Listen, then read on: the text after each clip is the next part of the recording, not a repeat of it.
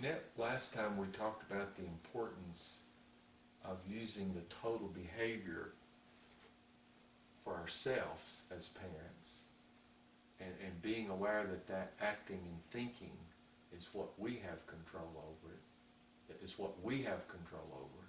But let's look now, while we want to keep this in mind when we're relating and talking to our teenager, especially when our teenager is on their feeling wheels of angering and frustrating and complaining. What do we need to keep in mind when we're dealing with our teen? What do you think? What do I think? Okay, that's a good question. Do you want me to answer it? Well, what I like to focus on with teenagers is asking them effective questions. What are you thinking right now? What you just asked me? Can you give me more information? And helping that to get them off of their feeling wheel. What other questions do you like to ask? Suppose I ask you, how do you feel? How much information would I get? Well, one or two words, and a lot of times we can tell by looking at someone how they feel. Mm-hmm. And probably we already know our teenager, what's going on. Mm-hmm. So we label behavior of what we see. So how would we label? He looked at me. You look a little sad, depressed. So what part of that car would that be? That would be the feeling wheel, the most recognizable part. Okay.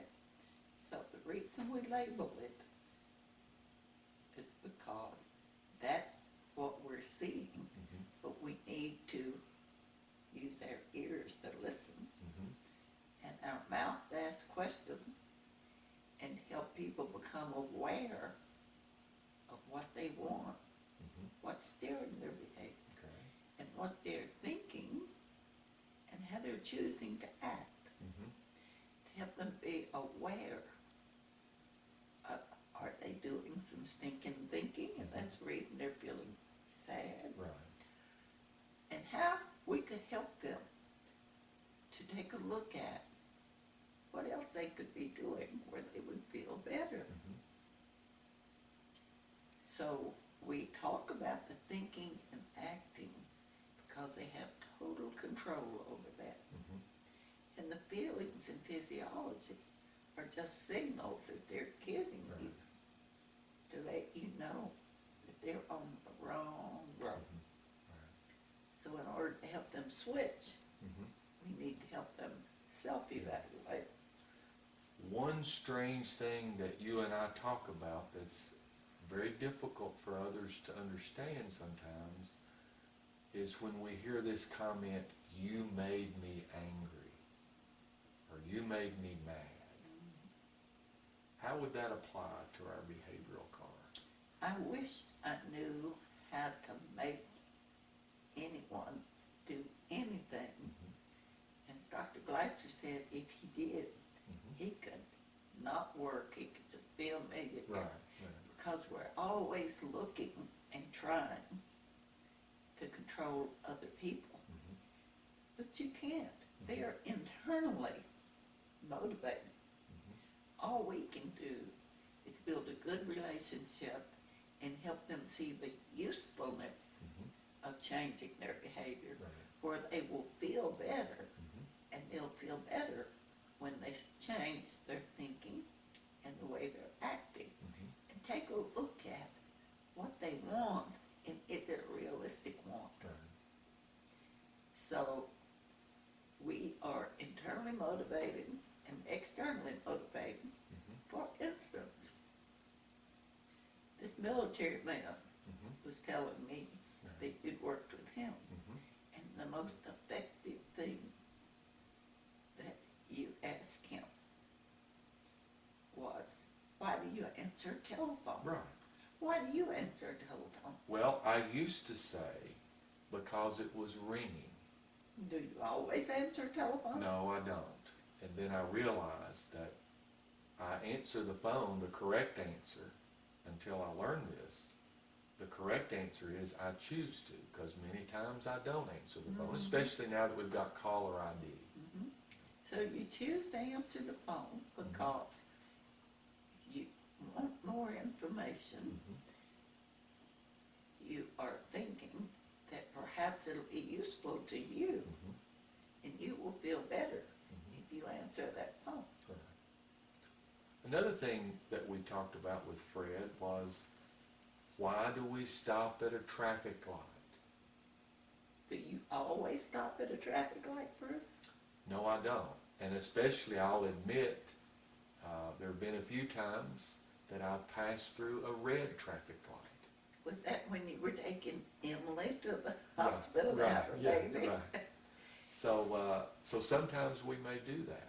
And so that's another simple example. And some people, can be frustrating. Well, yes, you're supposed to stop at a red traffic light. But it says, yes, we are supposed to.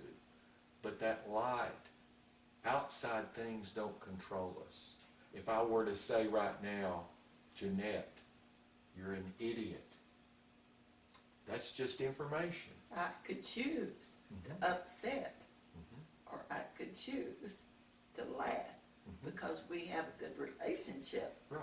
And I would be thinking, not that you call me an idiot, Yeah.